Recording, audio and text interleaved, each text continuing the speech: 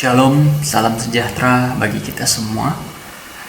Mari kita merenungkan satu bagian firman Tuhan, Markus pasal 9 ayat yang ke-14 sampai dengan ayat yang ke-29. Saat saudara melihat langsung sebuah kebakaran yang besar, hal apa yang paling saudara harapkan? Saya rasa dalam kondisi demikian, yang kita tunggu-tunggu adalah kedatangan tim pemadam kebakaran yang menolong untuk memadamkan api.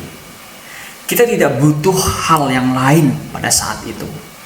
Yang penting ada tim pemadam dengan semua perlengkapannya, karena hanya mereka yang kita butuhkan untuk memadamkan api yang sedang membesar itu. Di dalam catatan Alkitab yang kita renungkan hari ini, ketika sesuatu terjadi, siapa yang paling dibutuhkan kehadirannya? Bukan murid-muridnya, bukan ahli-ahli Taurat, bukan orang-orang pintar.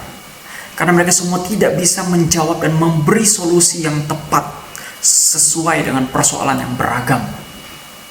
Hanya ketika seorang pencipta turun tangan, barulah persoalan itu dapat diatasi. Seorang anak kerasukan roh yang membisukan dan menulikan.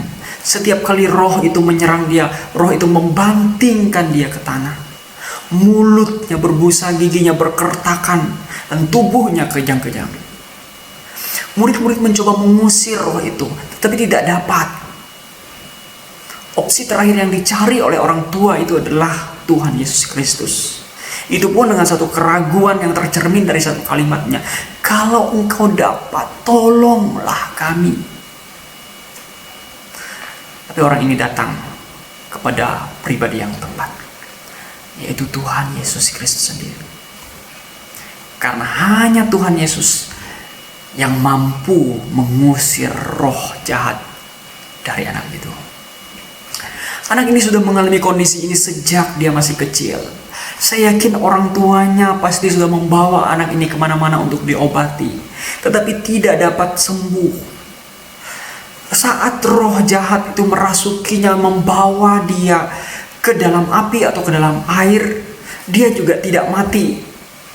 Saya yakin semua di dalam waktu dan saat serta anugerah Tuhan semata. Anak ini harus mengalami satu kesulitan, satu penderitaan, satu kesakitan, dirasuk iblis selama bertahun-tahun.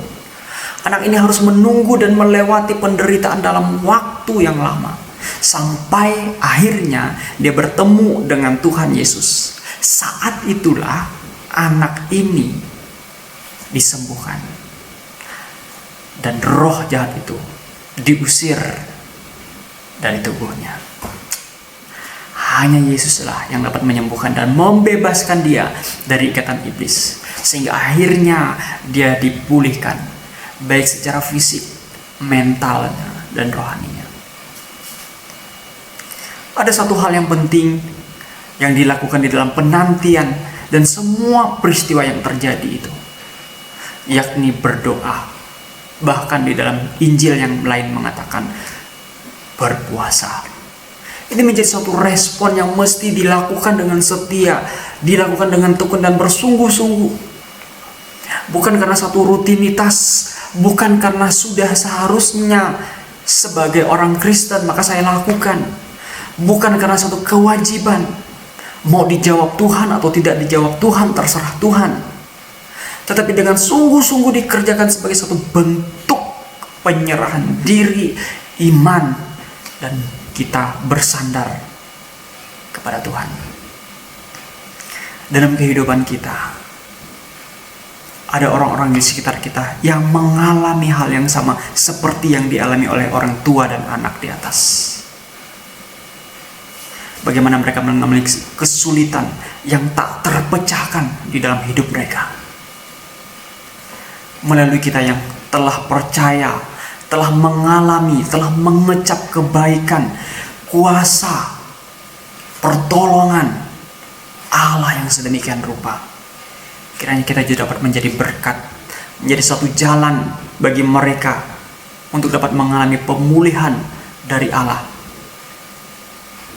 baik secara fisik, secara mental, secara rohani, sambil kita juga terus setia bertekun di dalam berdoa.